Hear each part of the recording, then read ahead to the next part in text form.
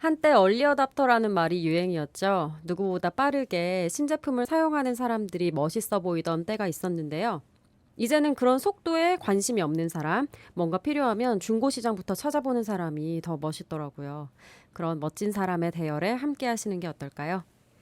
CPBC 라디오 기후특집 낭독. 공동의 집에 무슨 일이 벌어지고 있습니까? 매달 기후위기 관련 책 한 권을 선정하는데요. 7월의 책은 한국형 분리배출 안내서, 그건 쓰레기가 아니라고요입니다. 오늘은 이번 한 주간 책을 낭독해 주신 아름다운 목소리의 주인공이죠. 동시통역사 겸 방송인 안현모 씨와 함께합니다. 어서 오세요. 안녕하세요. 네, 반갑습니다. 너무 잘 들었습니다. 낭독. 아, 네. 민망하네요. 네. 아름다운 목소리로 읽어주셔서 네. 감사드리고요. 안현모 씨는 전부터 또 많은 기후위기 캠페인에 참여하신 것으로 알고 있어요. 환경에 관심을 갖고 또 행동하시게 된 계기가 있을까요?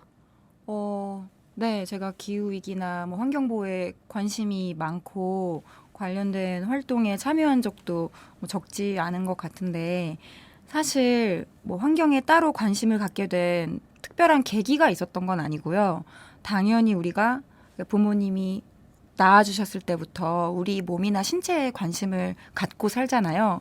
그런 것처럼 저도 이 땅에 지구상에 태어났으니까 제가 발을 디디고 숨쉬고 살아가는 이 공간, 환경에 대해서 사실 관심을 갖지 않기가 더 어려운 것 같아요. 그래서 그냥 내 건강, 내 몸에 관심을 갖듯이 이 지구에도 좀 관심을 갖게 된 것 같습니다. 정말 건강한 생각이신 것 같아요. 한 주간 이렇게 책을 낭독해 주셨는데 책을 읽으면서 쓰레기 문제에 대해 뭐 새롭게 알게 된 사실이나 인상적이었던 부분이 있으셨어요? 네, 이 책이 정말 도움이 많이 됐어요.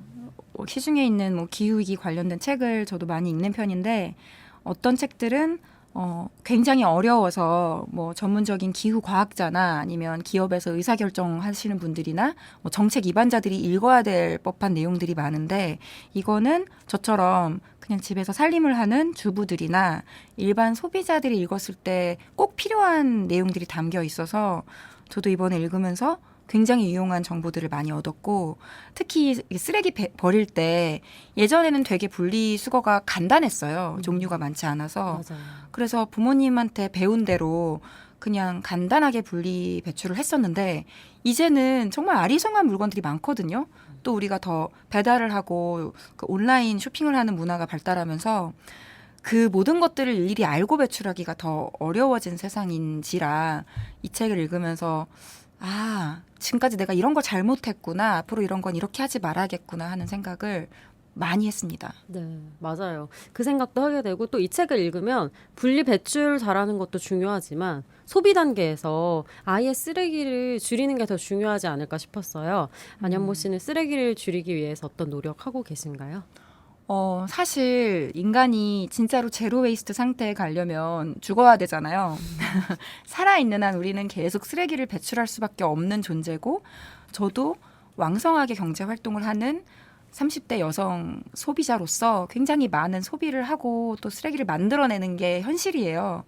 그렇지만 저는 조금 쓰레기에 대한 강박 같은 게 있는 편이라서 한번 곰곰이 생각을 해봤더니 제가 쓰레기 배출을 줄이기 위해서 하는 일 중에 하나가 제가 이제 결혼 5년 차에 접어드는데 한 번도 배달 음식을 시켜본 적이 없어요. 저희 부부가 둘 다. 이건 진짜 어려운 일인데요. 네, 사람들이 들으면 놀라더라고요. 네.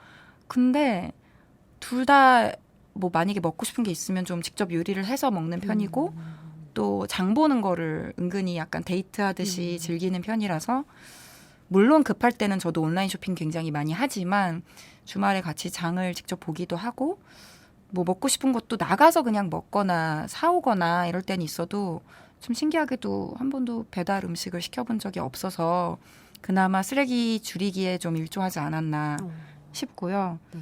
뭐 큰 도움이 네. 될 것 같은데요. 배달 음식을 시켜 먹지 않는다는 네. 거는 쉽게 결정할 수 있는 사실은 일이 업계 아닐 관계자분들이 것 같아요. 들으면 너무 속상해하실 것 같기도 한데. 그리고 또 베지테리언이시잖아요. 네네. 네, 그것도 이제 환경 때문에 그렇게 네, 하게 그렇긴 되신 한데, 거예요. 네, 그거는 참 식생활에 관한 거라서 제가 많은 분들 앞에서 말씀드리기에 항상 조심스러워서 그냥 네 그럼 혹시 방송 듣고 있는 분들께 네. 이런 거는 함께 했으면 좋겠다. 네. 권하고 싶은 부분도 있을까요? 사실 저보다 훨씬 더 투철하게 환경 보호를 위해서 정말 열심히 노력하고 계신 분들이 너무나 많기 때문에 제가 감히 어떤 대단한 거창한 뭐 활동을 제안하기는 어려운 자리인 것 같고요. 그냥 가장 쉽게 할 수 있는 게 뭐가 있을까 생각을 해봤을 때 이렇게 저처럼 텀블러 들고 다니는 거 이거 하나는 제가 꼭 추천해드리고 싶어요.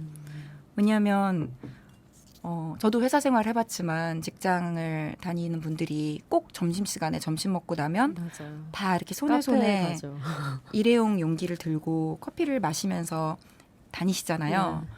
근데 제가 이렇게 횡단보도에 이렇게 일회용 컵 든 분들이 우르르 걸어가는 모습을 보면 되게 마음이 찢어지거든요. 그래서 어차피 저도 되게 커피 좋아하거든요. 커피를 드실 거라면 본인이 사용할 컵을 뭐 다회용 컵이나 이런 텀블러를 들고 다니시는 게 얼마나 많은 변화를 만들어낼 수 있는지 말씀드리고 싶고 약간 이해하기 쉬우시라고 제가 칫솔에 비유를 하고 싶어요. 점심 먹고 나면 이렇게 양치들 하시잖아요. 직장인분들이. 근데 그럴 때마다 우리가 일회용 칫솔을 쓰고 버리지 않잖아요. 자기 칫솔을 파우치에 넣어가지고 다니거나 혹은 뭐 캐비넷에 보관함에 넣어서 다니듯이 컵도 한 번 마시고 버린다는 생각은 하지 마시고 그냥 텀블러를 꼭 본인 거를 챙겨서 다니시는 게 어떨까. 그리고 팁이 있는데요. 요즘에 텀블러가 되게 예쁜 게 많아요. 디자인이 네. 다양해져서 저는 텀블러를 예쁜 거를 본인의 취향에 맞는 마음에 드는 디자인을 선택하시면 그걸 들고 다니는 게 더 재밌어질 거라고 생각하거든요. 네. 그래서 저도 오늘은 좀 그렇게 예쁜 걸 가져오진 않았지만 이것도 예쁜데. 기능상으로 되게 좋은 걸 가지고 왔지만 네.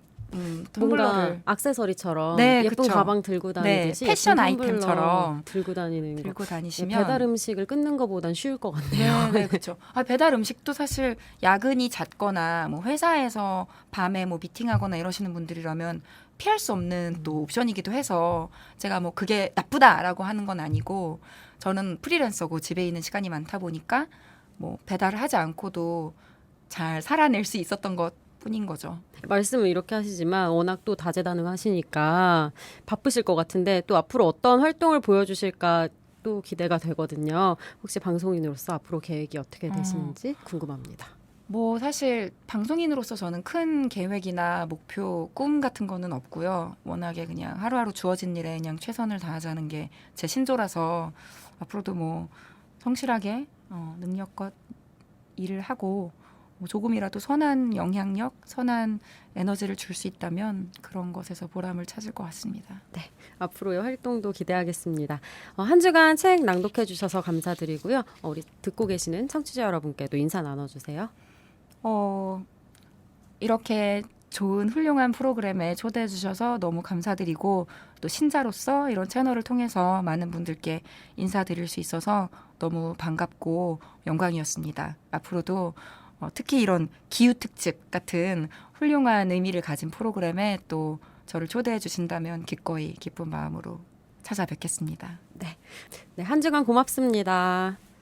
자, 한 주간 안현모 씨의 낭독으로 들어본 책 그건 쓰레기가 아니라고요. 마지막으로 들어볼 부분은요. 151쪽과 191쪽에 실린 이야기입니다. 안현모 씨의 목소리로 듣겠습니다. 유리로 된 냄비 뚜껑이나 믹서기 유리는 왜 재활용되지 않나요? 다양한 재질의 플라스틱이 있듯 유리도 소다 석회 유리, 내열 유리, 크리스털 유리 등 여러 종류가 있습니다. 제각기 녹는 온도가 달라서 재활용되려면 같은 재질의 유리끼리 모아야 해요.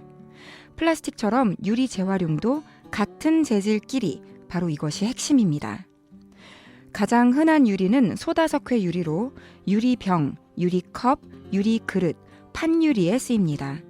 그중 재활용품으로 가장 많이 배출되는 유리병이 재활용 기준이기 때문에 만약 유리병과 같이 버릴 수 있으면 재활용이 가능합니다. 사실 유리병과 유리 제품 중에서는 소다석회 유리만 재활용된다고 밑줄 긋고 외우면 돼요.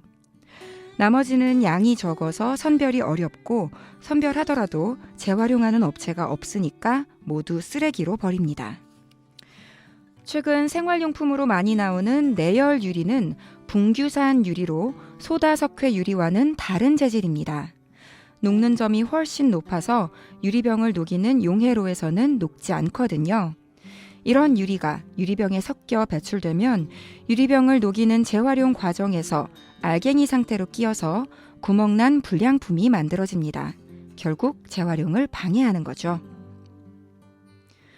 소다석회 유리를 좀 더 강화한 강화 유리는 유리병과 함께 재활용이 가능합니다. 문제는 강화 유리와 내열 유리 식기는 구분이 어려워서 분리 배출할 때 판단하기 어렵다는 건데요. 대표적인 브랜드 락땡땡은 내열 유리, 글땡땡땡은 강화 유리입니다. 그 외에도 여러 회사의 유리 제품이 있는데 상품 설명서로 확인이 어렵다면 제조사에 문의해야 합니다. 고급 유리잔이나 유리 공예품에 사용되는 크리스털 유리는 재활용되지 않습니다. 두꺼운 유리를 투명하게 만들기 위해 납이 사용돼서 소다석회 유리와는 재질이 좀 다릅니다. 앞으로는 유리 종류를 소비자가 분명히 알 수 있게끔 표면에 표시하고 내열 유리 식기라면 분리 배출 표시를 못하게끔 규제하는 법적 장치가 필요해 보입니다. 홈쇼핑 광고를 보면 음식물 쓰레기 처리기를 필수 가전제품이라며 홍보합니다. 싱크대로 바로 버릴 수 있다니 써보고 싶은데 불법이라는 말도 있어서 불안합니다. 사도 괜찮을까요? 주방용 오물 분쇄기 혹은 디스포저라고 부르는 이 상품은 하수도법에서 인증을 거쳐야 허가를 받는데요. 가장 핵심적인 인증 기준은 쓰레기 중 고형물 기준으로 20% 미만이 하수도로 배출되어야 한다는 겁니다. 즉, 쓰레기를 갈아서 버릴 때 건더기의 80%는 거르거나 미생물로 분해하고 나머지 20%만 물과 함께 하수구로 나가야 한다는 거죠. 모두 하수구로 빠져나가면 하수도가 막히거나 하수처리장 오염물질 처리에 부담이 되거든요. 인증을 받은 제품만 설치하고 조건 그대로 기계가 작동한다면 괜찮습니다. 그런데 제품을 제대로 설치하지 않는 사례가 많아서 문제입니다. 말하자면 불법 디스포저인데요. 건더기를 걸러주는 거름망 장치를 제거하거나 형식적으로만 다는 겁니다. 이렇게 되면 음식물을 갈아서 바로 하수구로 흘려보내는 셈이에요. 하수구가 막혀 역류하거나 하수 처리장에 과부하가 걸리면 주민 전체가 피해를 봅니다. 문제는 이렇게 설치해도 단속이 어렵다는 겁니다. 공무원이 일일이 가정 방문으로 검사하기란 불가능하니까요. 사실상 불법 디스포저가 판을 치는 환경이 이미 조성됐다고 봐야죠. 불법 설치를 막으려면 지금이라도 지자체가 감시 시스템을 마련해야 하는데요. 판매된 디스포저가 설치된 장소를 추적하고 가구별 표본 검사를 진행해 불법 여부를 확인할 필요가 있습니다. 자기만 편하자고 주민 모두가 이용하는 하수도 시스템을 망가뜨리면 안 되겠죠. 무조건 장점만 쏟아내며 유혹하는 업체들이 활개치지 못하도록 기기가 규정대로 작동하는지 낱낱이 확인해야 합니다. 우리의 관심은 좋은 물건을 싸게 사는 데서 끝나선 안 됩니다. 일상에서 매일 만들어지는 쓰레기가 우리 손을 떠난 뒤 어디로 가는지 알고 어떻게 하면 쓰레기가 자원이 될지 고민하는 데서 생태계가 다시 살아날 수 있기 때문이죠.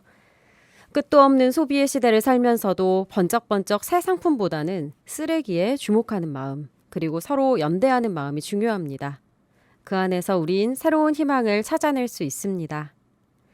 CPBC 라디오 기후특집 낭독, 공동의 집에 무슨 일이 벌어지고 있습니까? 8월에 새로운 책으로 찾아오겠습니다.